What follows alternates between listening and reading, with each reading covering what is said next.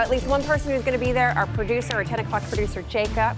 A bobcat. Big time a big bobcat. time bobcat. Yes. He loves his cats. And I'll tell you what, it's going to be a revenge game for UTSA. Ooh, yeah. Bobcats got a hold of them last year. Ooh. And I'll tell you, as good as UTSA played against A&M, I think We'll see Texas how State it will have their goes. hands full. It should be a good game. Yeah. Should be a good one. All right, outside tonight, we've got cloudy skies still in place. In fact, there was a sprinkle or two as late as about 8:30, 9 o'clock.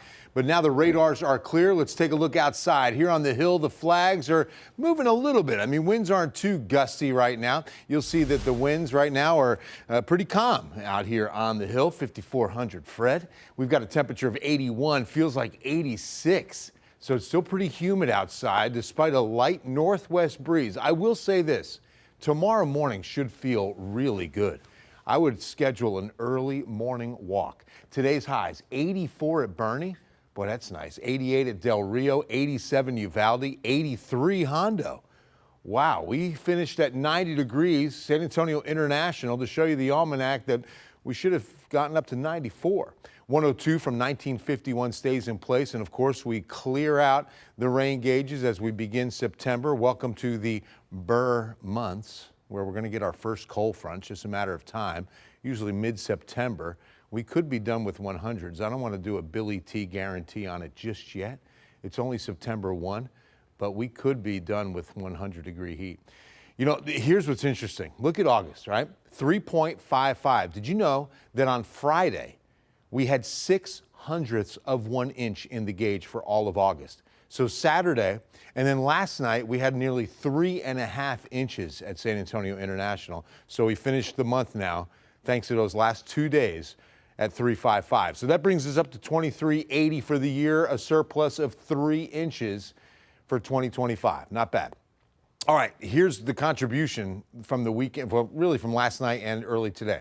So out to the west first, and you can see 5.5 on the Rio Grande between Del Rio and Eagle Pass, 3+ south of Rock Springs, 2 at Lakey, almost 4 up at Fredericksburg. In the city and metro, incredible rain amounts, over 3 west of Bernie, 1 inch at Medina Lake, almost 3 at Helotes, 2.5 at Stone Oak. You can see 3.5, that's the airport, and then it was over 4 down at Calaveras Lake. Incredible.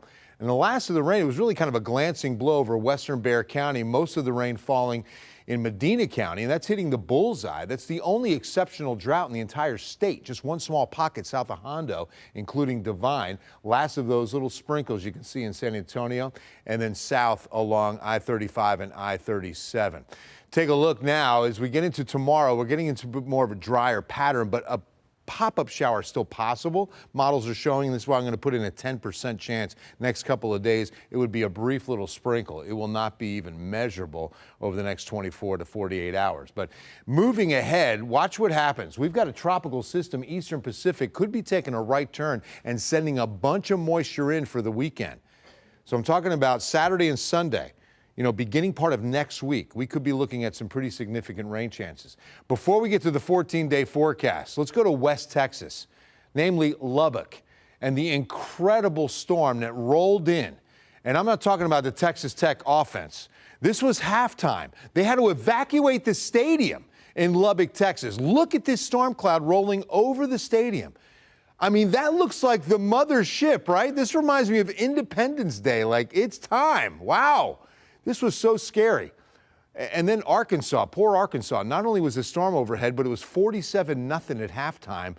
The final was 67-7 Red Raiders. But man, that storm cloud, rarely do you see it. It was just spectacular. All right, let's take a look at the 14-day forecast from San Fernando Cathedral tomorrow and Wednesday. A 10% chance of a little pop-up shower.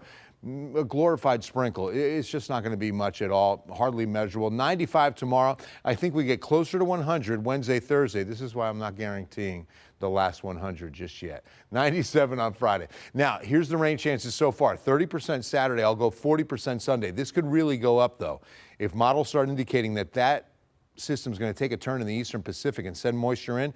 Sunday, Monday could really get wet. So we're going to be watching that one. All right, then we go into the first, or I should say now second full week of September, and you're going mid-90s, even flirting with some 100s as late as September 15th. So something to keep in mind.